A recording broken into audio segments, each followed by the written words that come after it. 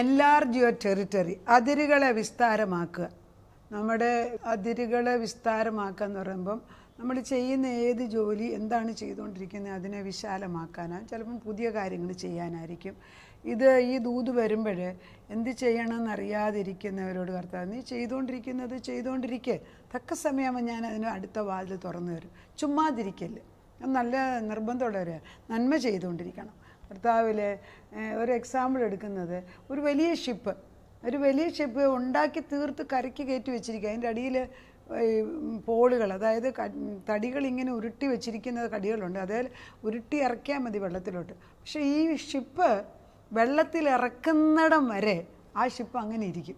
അതവിടെ ഇങ്ങനെ കാണാം, എല്ലാവർക്കും കാണാം, പുറം കാണാം, ഷിപ്പിൻ്റെ അടിവശം വരെ കാണാം. പക്ഷേ ഷിപ്പ് കൊണ്ടൊരു പ്രയോജനമില്ല. പക്ഷെ ഒരു ദിവസം ഈ ക്യാപ്റ്റൻ വിചാരിക്കും ഈ ഷിപ്പിനെ ഇതിനകത്തോട്ട് വെള്ളത്തിലോട്ട് ഉരുട്ടി ഇറക്കണം. ഷിപ്പിൽ ഉരുക്കി കഴിയുമ്പോൾ എങ്ങോട്ട് പോകണമെന്ന് അറിയത്തില്ല. പക്ഷേ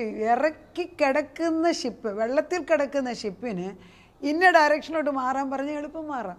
അതല്ല കരക്കിരിക്കുന്നതാണല്ലോ, അതിനി 10,000 പേരെ വിളിച്ചുകൊണ്ട് വന്ന് ഇത് ഉരുട്ടി ഇറക്കി. മനസ്സിലായോ? അതാണ് എന്ത് നമ്മൾ ചെയ്തുകൊണ്ടിരിക്കുന്നോ അത് കണ്ടിന്യൂസ് നന്മ കാര്യങ്ങൾ, തിന്മയല്ല, ചെയ്തുകൊണ്ടേയിരിക്കുക. ദൈവത്തിൻ്റെ വിളി കേൾക്കുന്നിടം വരെ അത് ചെയ്തുകൊണ്ടിരിക്കുക. ദൈവം തിരിക്കുമ്പം ഈ വെള്ളത്തിൽ കിടക്കുന്ന ഷിപ്പ് എളുപ്പം തിരിച്ചു മാറ്റാൻ സാധിക്കും. അങ്ങനെ ആയിരിക്കണം ജീവിതത്തിൽ.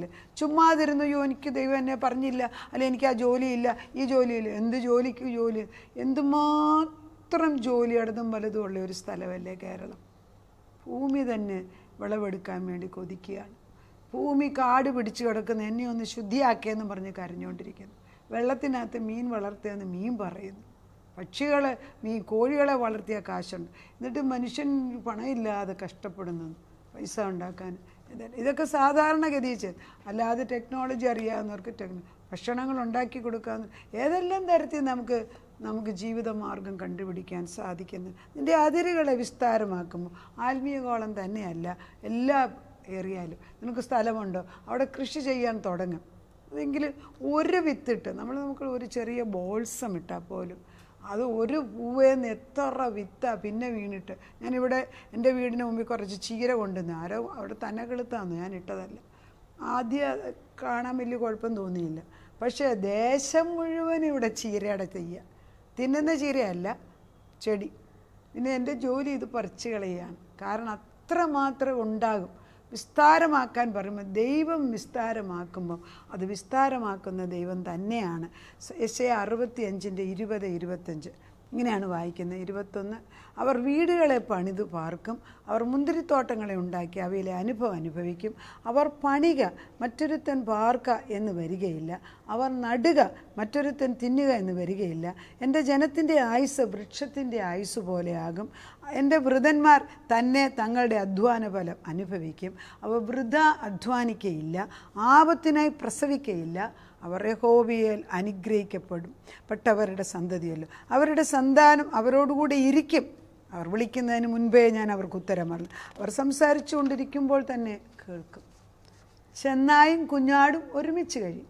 സിംഹം കാള എന്നതുപോലെ വൈക്കോല് തിന്നും.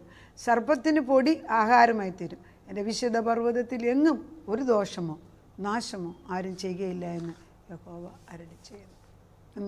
പോരെ, ദൈവം പറയുന്നത് അതിര് വിസ്താരമാക്കാൻ പറയുമ്പം കർത്താവ് ഞാനാണ് അതിര് വിസ്താരമാക്കാൻ പോകുന്നത്.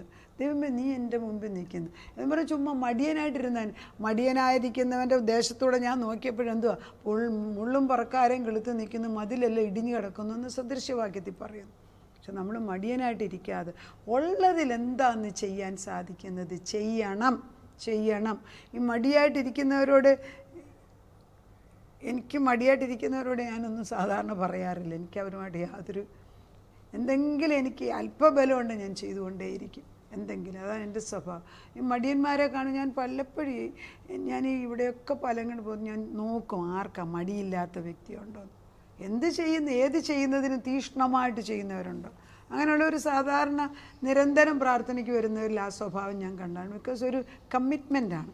അങ്ങനെയുള്ളവർക്കാണ് ഈ വചനം. കർത്താവ് പറയുന്നത് നമ്മൾ വീട് പണിത് വെച്ച് അതിനകത്ത് വല്ലവരും ഇനി താമസിക്കത്തില്ല. ശരിയല്ലേ? എത്ര പേര് അധ്വാനിച്ചുണ്ടാക്കി വെച്ച് അവസാനം അത് വല്ലവരും അനുഭവിക്കും. നാളെ ഞാൻ കൊല വെട്ടാൻ തീരുമാനിച്ചു വെച്ചിരിക്കുക. കാരണം ഏത്തക്കൊല നിറച്ചിങ്ങനെ കണ്ടെത്തി നിൽക്കുകയാണ്. നാളെ വെട്ടാമെന്ന് വിചാരിക്കും, രാവിലെ നോക്കുമ്പോൾ രാത്രി ആരോ എടുത്തുകൊണ്ട് പോയി. അനുഭവിക്കേണ്ടത് വല്ലവരും എടുത്തോണ്ട്. നമ്മുടെ കുഞ്ഞുങ്ങൾ പഠിച്ചങ്ങോട്ട് കയറി ജോലിക്ക് അങ്ങോട്ട് കയറാൻ തുടങ്ങും. അന്നേരം എന്തെങ്കിലും ആപത്ത് കയറി വരും. ചിലപ്പോൾ അതുകൊണ്ട് മരണം കയറി വരും. പിന്നെ അതുപോലെ നമ്മുടെ കുഞ്ഞുങ്ങൾ വിവാഹ ജീവിതം കഴിഞ്ഞ് കുഞ്ഞുങ്ങളെക്കുറിച്ച് അവരെ ഒന്ന് വളർത്താനോ അവരിലൊന്ന് സന്തോഷിക്കാനോ ഇടയില്ലാത്തവരുടനെ ഡിവോഴ്സ് കയറി വരും. എത്ര അമ്മമാരാണ് അവരുടെ ആൺമക്കളെ ഓർത്ത് കരയുന്നത്. കാരണം ഇപ്പോഴത്തെ നിയമം അനുസരിച്ച് ആൺമക്കൾ ശരിയോ തെറ്റോ എന്നുള്ള ക്വസ്റ്റ്യൻ വരുന്നില്ല, അത് ഞാൻ എൻ്റർ ചെയ്യുന്നുമില്ല. പക്ഷേ പെൺമക്കൾക്കാണ് അവകാശങ്ങൾ മുഴുവൻ കൊടുക്കുന്നതിനാൽ പല സ്ത്രീകളും അവരുടെ മക്കളെ അവരുടെ അപ്പനും അമ്മയും അമ്മയുടെ അപ്പനും അമ്മയും കൊണ്ടുപോയിട്ട് ഈ ഭാര്യ പുരുഷന്മാർക്ക് അവരുടെ കുഞ്ഞുങ്ങളെ കാണാൻ വയ്യാത്ത ഗതികേട്. അവരെന്നെ മനുഷ്യരല്ലേ, അവർക്ക് വേദനയില്ലേ? ഏതായാലും സ്ത്രീ സ്വാതന്ത്ര്യത്തിന് വേണ്ടി കൂടി പ്രാർത്ഥിക്കുന്നതിൽ കൂടുതൽ പ്രവർത്തിക്കേണ്ട ഇപ്പം പുരുഷ സ്വാതന്ത്ര്യത്തിനാണ്. അവകാശങ്ങൾ കൂടിയിട്ട് അത് അഹങ്കാരമായിട്ട് മാറുന്നുവെങ്കിൽ എന്തിനാ അവകാശം? അതുകൊണ്ടൊരു കുടുംബം പണിയാനല്ല, നീ നശിപ്പിക്കാൻ. അതായത് പോഷത്വമുള്ള സ്ത്രീയാണ്, അവൾക്ക് അധികാരം കൂടി കൊടുത്തിട്ട് എന്തെടുക്കാൻ? ഏതൊരു കാര്യം ദൈവം ഏൽപ്പിക്കുമ്പോഴും നമുക്ക് വേണമെന്ന് പറഞ്ഞ് വാങ്ങിക്കുമ്പം there is an additional thing, a responsibility over it. എനിക്ക് പിള്ളേർ 3 പേരുണ്ടെങ്കിൽ അവരെ അപ്പൻ്റെയും അമ്മയുടെയും കർത്തൃത്വത്തിൽ വളർത്താൻ ഒരു ചുമതലയുണ്ട്. അതിന് ഭർത്താവില്ലേ എനിക്കെന്താ, എൻ്റെ വീട്ടുകാർ കാശ് തരും, അതുകൊണ്ട് എൻ്റെ സ്വന്തം വീട്ടിൽ ചെന്നാൽ സ്ത്രീകൾക്ക് ഒരു ജോലിയും ചെയ്യണ്ട. പല അമ്മയപ്പന്മാർ വിളിച്ച് പറയുന്നതുകൊണ്ടാണ് ഇത് പറയുന്നത്. അവർ സ്വന്തം വീട്ടിലോട്ട് തിരിച്ചു ചെന്നാൽ കാപ്പി എടുത്തില്ല, അമ്മ കൊണ്ട് കാപ്പി കൊടുക്കും. മക്കളെ നോക്കുന്ന വല്യപ്പനും വല്യമ്മയും നോക്കിക്കോളും, ചെലവിനുള്ള അവർക്ക് കൊടുക്കും. പിന്നെ ഇവർക്ക് വല്ല ജോലി ഉണ്ടെങ്കിൽ ജോലിക്ക് പോവുക, കാശുണ്ടാക്കുക, അത് മാത്രം. ആ കാശ് ഇവർക്ക് കിട്ടുമെന്ന് അപ്പനും അമ്മയും ചിലപ്പോൾ അതെടുത്ത് ഉപയോഗിക്കുകയും ചെയ്യും. അപ്പോൾ സുഖമായില്ലേ? പല കുടുംബങ്ങളിലും ഈ പെൺകുച്ചിൻ്റെ അപ്പനാണ് ഈ ഡിവോഴ്സിന് മുൻകൈ എടുത്ത് നിൽക്കുന്നത്. ഒരിക്കലും നിരപ്പാകാത്ത കാര്യം. അപ്പനമ്മമാർ സ്വാർത്ഥമായിട്ട് മക്കളെ വീട്ടിൽ വെച്ചിട്ട് അപ്പുറത്തെ ഒരു പുരുഷൻ കരയുന്നെന്ന് കാണുന്നില്ല. ഒരു ചില ബലഹീനതകൾ കാണും. ആരാ ബലഹീന? പൂർണ്ണതയുള്ളത് ആർക്കാ ഉള്ളത്? ആ ബലഹീനതയുള്ളതായിട്ടല്ലേ നമ്മളും കുടുംബം വളർത്തിക്കൊണ്ട് വന്നത്.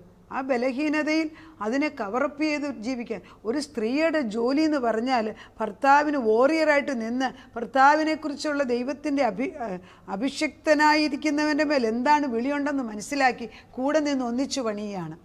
ഞാനിപ്പോൾ കാണിച്ചു തരാം. അങ്ങനത്തെ അതല്ലല്ലോ ജീവിതം. അങ്ങനെ ഒരു കുടുംബജീവിതം വേദപുസ്തകത്തിൽ എഴുതിയിട്ടില്ലല്ലോ. നമ്മൾ മനസ്സിലാക്കേണ്ടത് ദൈവം സൃഷ്ടിച്ചു വെച്ചിരിക്കുന്ന പുരുഷൻ്റേതായ ജോലിയുണ്ട്, സ്ത്രീക്ക് സ്ത്രീയുടേതായിട്ടുള്ള ജോലിയുണ്ട്. പുരുഷൻ്റെ ജോലി പുരുഷൻ ചെയ്യുന്നുവെങ്കിൽ സ്ത്രീയുടെ ജോലിയും ചെയ്യുന്നുവെങ്കിൽ അവിടെ ദൈവത്തെ നടുക്കും ദൈവം ഉണ്ടെങ്കിൽ അവിടെ കലക്കത്തിൻ്റെ ആത്മാവില്ല. എന്തെങ്കിലും പ്രശ്നമുണ്ടെങ്കിൽ കേൾക്കാൻ ദൈവം നടുക്കുണ്ടല്ലോ. അതില്ലാതെ വരുമ്പോഴാണല്ലോ ഈ പ്രശ്നം വരുന്നത്. അങ്ങനെയുള്ള ഭവനങ്ങൾക്ക് വേണ്ടി നീ ഇനി വീടുകളെ പണിത് പാർക്കും, അവർ മുന്തിരിത്തോട്ടങ്ങളെ ഉണ്ടാക്കും, അതിൻ്റെ ഫലം അനുഭവിക്കും. ദൈവം ഒരു മാനസാന്തരത്തിന് വിളിച്ചു പറഞ്ഞ് തിരിച്ചു കൊണ്ടുവന്നിട്ട് ദൈവം അനുഗ്രഹിക്കുക. നീ പണിയും, എന്നിട്ട് വല്ലൊരുത്തിന് അതിനകത്ത് താമസിക്കുക. ശരിയല്ലേ?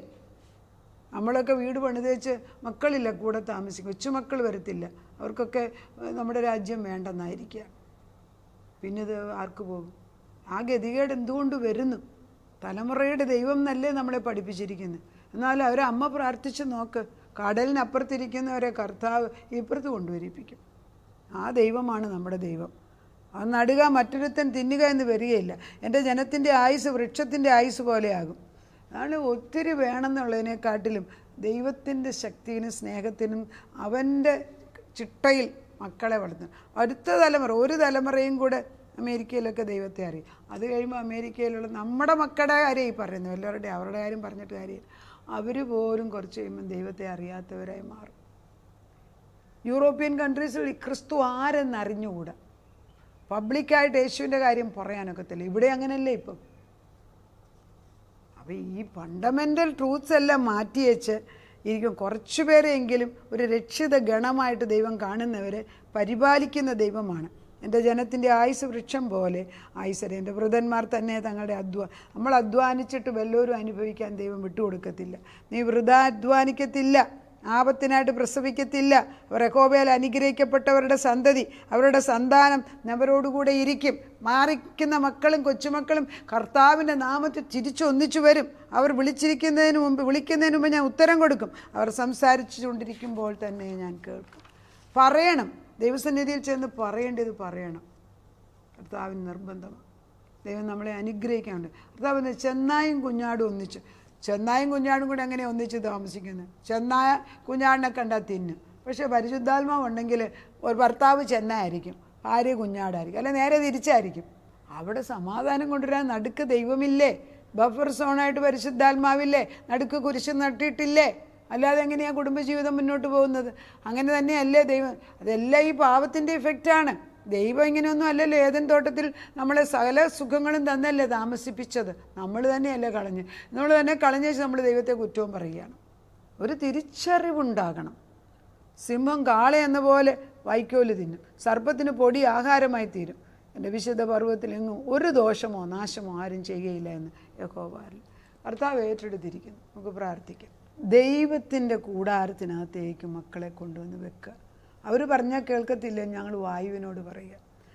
കിഴക്കിനോട് പടിഞ്ഞാറിനോട് വടക്കിനോട് തെക്കിനോട്, വടക്കിനോട് തടുത്ത് വെക്കലും തെക്കിനോട് കൊടുക്കുക എന്നും പറയുന്ന ശബ്ദം അയക്കുകയാണ്.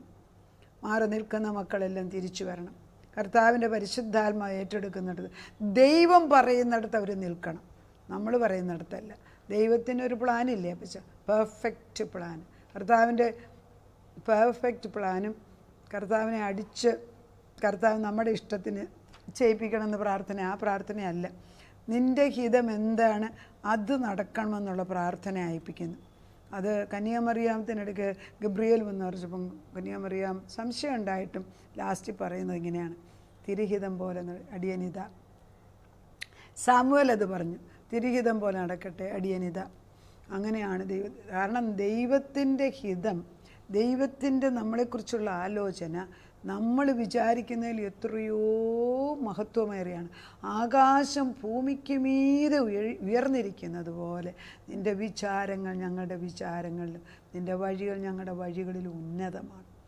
അത് മനസ്സിലാക്കാതെ ഞാൻ പിടിക്കുന്ന എൻ്റെ മോലിന് 2 കൊമ്പുണ്ട് എന്നും പറഞ്ഞ് വഴക്കുണ്ടാക്കിക്കൊണ്ടിരിക്കുന്ന അവസ്ഥയിൽ ഞങ്ങൾക്കൊരു വിടുതൽ തന്ന് സമാധാനത്തിൻ്റെയും സ്വാതന്ത്ര്യത്തിൻ്റെയും അനുഗ്രഹത്തിൻ്റെയും കുടുംബജീവിതങ്ങൾ തുറക്കട്ടെ. അപ്പച്ചൻ അത് ചെയ്തേ പറ്റൂ അപ്പച്ച. ചെയ്തില്ലെങ്കിൽ കുടുംബങ്ങൾ നശിച്ചു പോകും. അത് സ്ത്രീകൾ മാറത്ത് നെഞ്ചത്ത് അടിച്ച് കരയേണ്ടിയ ഒരു കാലമാണ്. താവേ, ആര് വിളിച്ചു പറയും നിൻ്റെ മഹത്വം? ആകാശമണ്ഡലത്തിൽ ഈ വചനങ്ങൾ ചെന്ന് കൊണ്ടിട്ട്, ആവശ്യമുള്ള ഭവനങ്ങൾ ഇത് ചെന്ന് കൊണ്ടിട്ട് അത് പ്രവർത്തിക്കാതെ തിരിച്ചു വരരുത്. ദൈവത്തിൻ്റെ സ്വർണ്ണരഥം ഇതിനു വേണ്ടി മുൻപേ പോകുന്നു. കർത്താവ് അത് പ്രവർത്തിച്ചെടുക്കുന്നതിനാൽ സ്തോത്രം. തലമുറകളെ തിരിച്ചു കൊണ്ടുവരുന്നതിന് സ്തോത്രം. പ്രാർത്ഥനകളുടെ ഉത്തരം തന്നതിന് നന്ദി. ഞങ്ങൾ അധ്വാനിക്കും, അതിൻ്റെ ഫലം ദുഷ്ടൻ അനുഭവിക്കത്തില്ല. കർത്താവ് വേലി കെട്ടിക്കഴിഞ്ഞതിന് നന്ദി.